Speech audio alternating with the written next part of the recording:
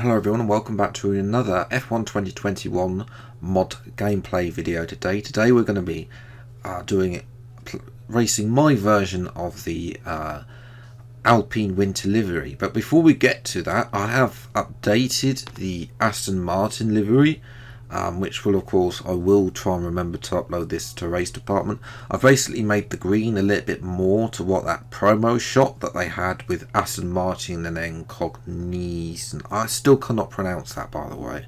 If anybody knows the correct pronunciation, anyway, I've fixed also the siding and made it the Cognizant logo a little bit bigger. It's still not perfect. It's still definitely, all of these are pretty much a work in progress, but nevertheless, I'm definitely more happier and focusing now on getting the other liveries as well. I know it's not quite the shade for British Racing Green that some of you have been requesting. I might get to that in another video if I can find the right shade, because finding the right shade can be difficult on the F1 game.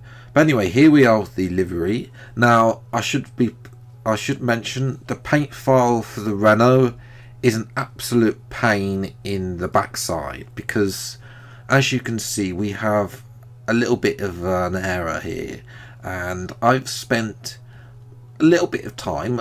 As I say, I don't have a lot of time to work on these mods, so yes, I've tried to make it worse. We might have to remove some of the red in a future video maybe, and go for more blue, but that's yet to be determined. I also can't find that annoying little slither of black between the two bits of blue and turn that to white, and I'd also like to be able to turn the panel where the Bell and Ross logo to red, but that's unfortunate. There's also one that's upside down as well, halfway round. I've tried literally everything, and for some reason I can't actually find which panel it is that is upside down. But other than that, it actually looks quite nice from the rear. The front, obviously we've sort really not a winter livery from the front, because I've added the blue, which sort of it's a cool blue. It's still winter. It's just that I've given it a little bit of life, as opposed to being pretty much all black livery at some point with the red, white and blue stripes on the side as well. So yes, this is of course the third livery that I've put together now for Alpine. So let me know which one you prefer in the comments below, whether you prefer the all blue one, the one with white side that we see in the Project Phoenix series, or if you prefer this one. As I say, I will try and have another go at the paint file at some point and see if I can get the things to work. I should also mention we are going for a race around the United States Grand Prix.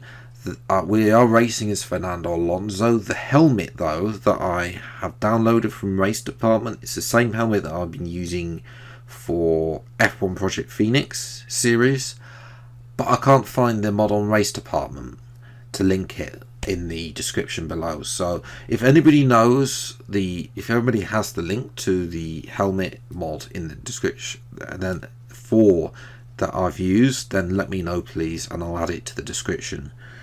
But here we are on the grid. I haven't done anything with the team livery.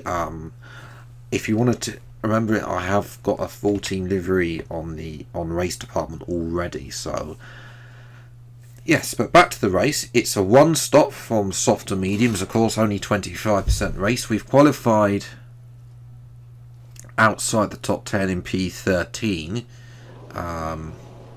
out of 20. Ocon, well, it's just like driver career mode. Is alongside as fire lights are on. Away we go for the United States Grand Prix. It's an okay start from Ocon. He's got ahead of the AlphaTauri Gasly. We're going to try and go around the outside of Gasly. Sort of the AI breaker way too early. We've gone wide though, and we're up into the points, up into P7, thanks to our dangerous riders. Leclerc has been forced out, and that's almost going into the back of him there. That was so close to a rate to be in an ending there, but Leclerc, of course, is starting to go backwards. He's starting to hold his teammate. There's a McLaren and both Aston Martin cars as well. They're holding a nice little Trulli train there. I mean, if Trulli drove a Ferrari nowadays, it will be pretty much the entire field. But anyway, we're not the opening stint. We couldn't really catch Norris in front of us. It wasn't Sainz, by the way. It was Norris. If I said Sainz. So in the opening stint, we'll see what we can do in the second stint, because Norris's AI has this little trait that it doesn't do very well on medium or hard tyres in this game, which is just ridiculous, but that's the way it is. I believe that Leclerc has held people more up in the pits, as Sainz now has jumped his teammate in the Ferrari. I'm quite looking forward to see what Sainz can do against Leclerc, because I definitely think there's going to be times when they get in each other's way, as Lance Stroll's American United States Grand Prix has come to an end because his Mercedes engine has turned into a bonfire, and he's now parked up.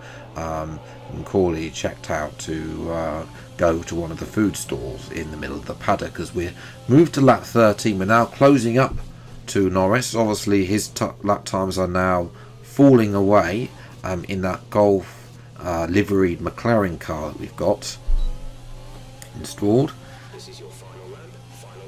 As we move to the final lap of the Grand Prix, we're going to have to do it here, otherwise we're not really going to be able to do it down the end of the straight. Thank you very much. Dive it down the inside. Norris tries to turn in on us, but it's not to be able to do. And we move up into P5. Yes, using the DRS, it was crucial here because the back straight, I can't get close enough basically, so it was crucial that we made the move there. And you can see that Norris has been able to close up at us on the back straight, but not enough with the Mercedes engine, and we're going to come across for a very respectable P5 considering the fact we only started down in P13 as well. You see there though that Norris's lap times was 2/10 faster than us, but obviously fell away on those mediums. Leclerc got in front ahead of Sainz again, so I imagine they had a DRS fight, and then Ricciardo, Vettel, Hamilton winning again from Verstappen, Bottas and Perez.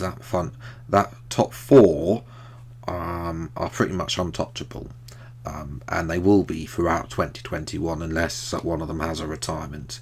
I think they're going to see less podiums for outlier teams. Gasly not being able to do anything to get any points today. Ocon was useless as usual, and Tsunoda, of course.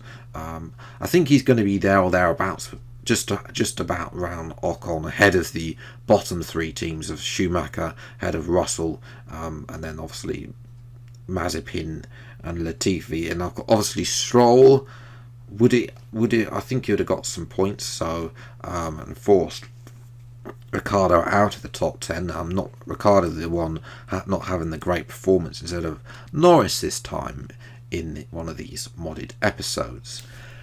But yes, if you have enjoyed today's video, then leave a like, subscribe to the channel for new to see plenty more F1 2020 mod gameplay as and when it comes out. Don't forget, you can download this mod from Race Department the day after upload as well, and also there is a link to all the other mods as well that I've uploaded to Race Department in the description as well. But until the next video, R6 time, take care, thanks so much for watching, enjoy your day, and goodbye.